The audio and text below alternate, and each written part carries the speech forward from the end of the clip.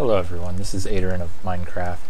This is my tutorial video on how to change Monkeyfarm's continuous mob spawner from a spawner that floods half of its spawn pads at a time, thus requiring a little bit taller of a spawner to get your normal spawn rate, to keeping the original 5-layer spawner. There's 5 layers, and only flooding 1/4 of the spawn pads at any given time. So without further ado, I'm going to begin the tutorial by showing how to wire vertically down instead of up. I do need to mention that my pistons are actually alternating left and right. So the top one is on the right, then left, then right again. And the reason why that's important is because Monkeyfarm's tutorial was just down one side or down the other, and there's a sign on the inside of the spawner on the wall. For instance, I have my piston here, so there's a sign on the wall inside here instead of a pressure plate on the floor to prevent mobs from opening or closing the pistons. So you would have to move the signs as well.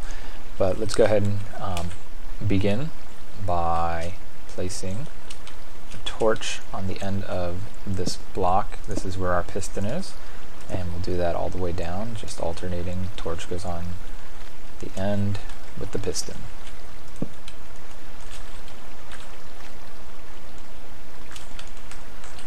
Once you've made it all the way down, we'll work our way back up. I am in creative mode, but I'm going to try to not fly as much as possible, just to demonstrate that this really is pretty easy to build.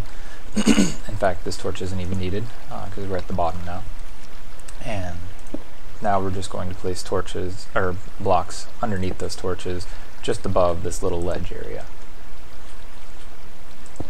Now that all of those are placed, we'll put redstone dust across most of the top, skipping this block next to the one that goes up. So on top of that block, skip one, and all the way down. Last but not least, a redstone torch on the inside of this block. And we are now vertically wired all the way down, so that signal will propagate. I've already wired up the other sides just like that, so I'm not going to show you now for the sake of saving a little bit of time, but you could just pause the video and do the same thing all the way around. But you do need that extra block right there to carry the signal out or in to the wall from up here. So once that's done, we need to determine where to put our clock, and you'll see this torch over here is actually for my maintenance switch, so I can turn the mob spawner off and on. This would be actually wired from the ground, but this is my on position, and in the on position this torch is not lit up, so mobs will spawn when that torch is not lit. Now that I know this is where my maintenance switch comes up, we will build the clock on the opposite corner. I'm going to go ahead and set the time to morning so that we don't have to worry about it getting dark. So 3 redstone dust out from the corner, block in that 4th position, place your torch. Now we need 31 redstone repeaters. So it's 3 back out this way, 2 over, and we'll go all the way up to the wall, but not all the way onto it, into the corner. We need to go past this repeater by 1, and then we'll just start weaving our way back in.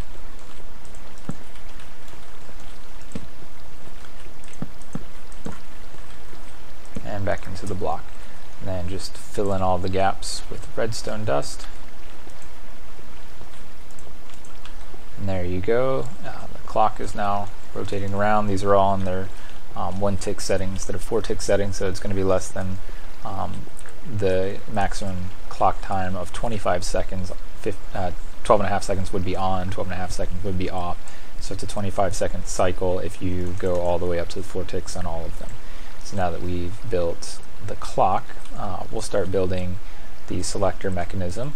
Find the center of your spawn pad. All 4 T's are pointing at it. Place a torch there. We'll move away from the clock just to give it a little extra room. So now we make a square of 4 redstone torches. Surround those torches with a solid block. Then place regular pistons in a counterclockwise fashion So on the left block here, all facing towards the middle, put a solid block on the outside of those pistons. And those pistons will push our solid block around in this little circle square thing to select which spawn pad is going to be flooded at any given time. So now we need to wire a signal out. A block here provides a signal to this redstone dust. We'll pull it down to here. We'll also want dust to go back into this block so that we can power that piston. Place a repeater here and here. A couple of blocks, torches. Redstone dust will go on top of that block. We'll also need another block out here next to this torch, and we'll wire up onto that block, place the torch out here, and then wire over to your side, and that spawn pad is now active. Mobs can spawn on that quadrant. So we'll do the same thing with all four. And I'm not going to skip, I'll just go ahead and do it, try to do it as fast as possible. This place, I'm getting a little lag with fraps running.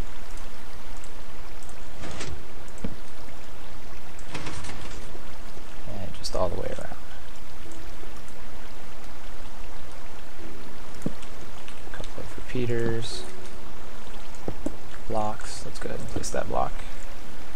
Torch, torch, torch, redstone dust, and the last one. Place all of our blocks right here. Place all the torches.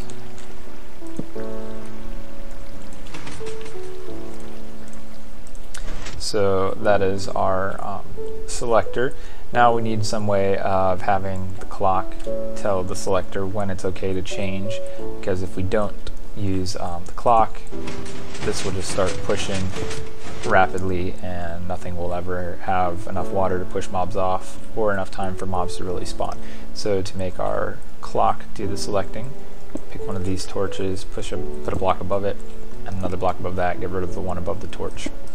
We're just going to form a ring floating in the air above our selector, giving a 1 block gap between the inner mechanism and the floating ring. Once you've gone all the way around, we'll jump on top, put redstone dust all the way across the top. You can actually stop right above that redstone dust in that direction. Same thing in this direction. So you don't have to completely cover the ring, just make sure you go above that redstone dust so you save all that. It's not a lot, but it's a little bit. So now that we've done that, we need to get a signal up under this corner here. We can put a redstone torch here, and that'll just turn this on constantly.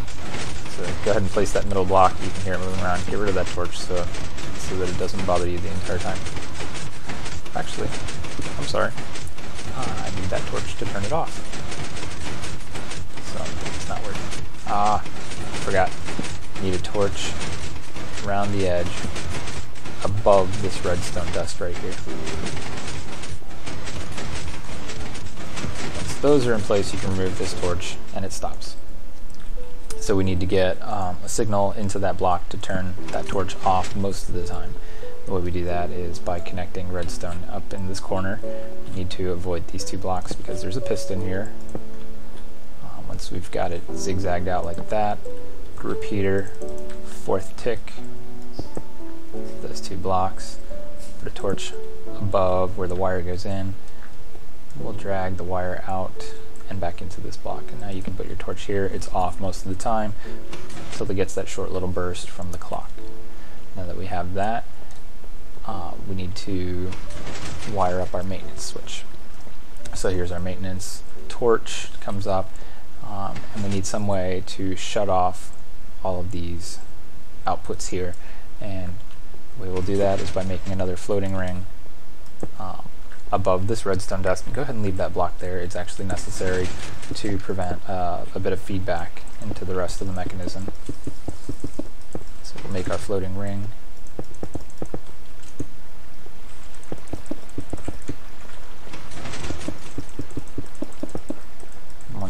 was made, we'll go back and fill in those extra blocks right above that redstone dust.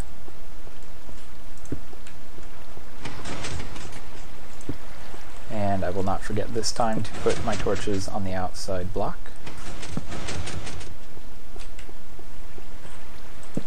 So now that these torches are up,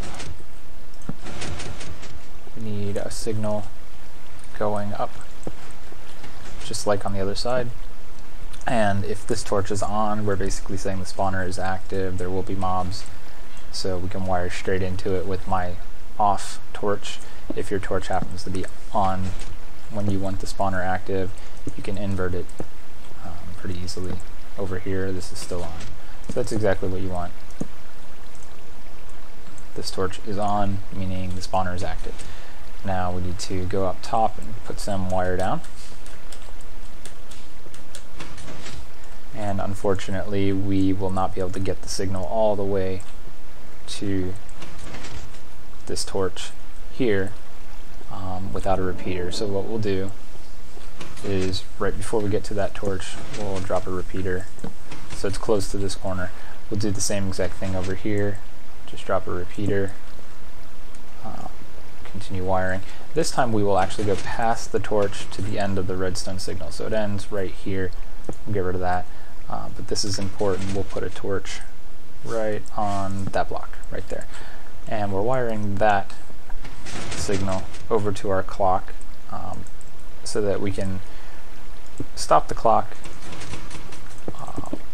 whenever we turn off the spawner, so that it's not going around. It also enables you to remotely reboot the clock in case you logged off and logged back in, your redstone signal got stuck. Like I've seen my repeaters go on, not on, and it just won't propagate the signal because something weird happened when I shut down the game. So then we just wire over, so wire on top, those blocks go over to that torch, and that completes it. So now we're done with the construction. I can fly, show you an aerial view of what's going on. You can see that there's no signal in that quadrant, and now it's over here. That pad is flooded. These other three are actively spawning, and then it moves on. This one's flooded. Those three are actively spawning. And if we go down here and flip our maintenance switch, that should flood all the pads, so there should be no signal going to any of these pistons on the outside now. And our clock has also stopped. We can go back down, flip the switch again, and everything is back up and running. Another thing you can do is to throw a lever onto this block. This is where your maintenance torch comes up. This gives you another maintenance switch, so once you're already up here you realize, oh, I want to turn the spawner off, I forgot to. You just flip that lever, everything's off, and then when you're done, flip it, turn it back on.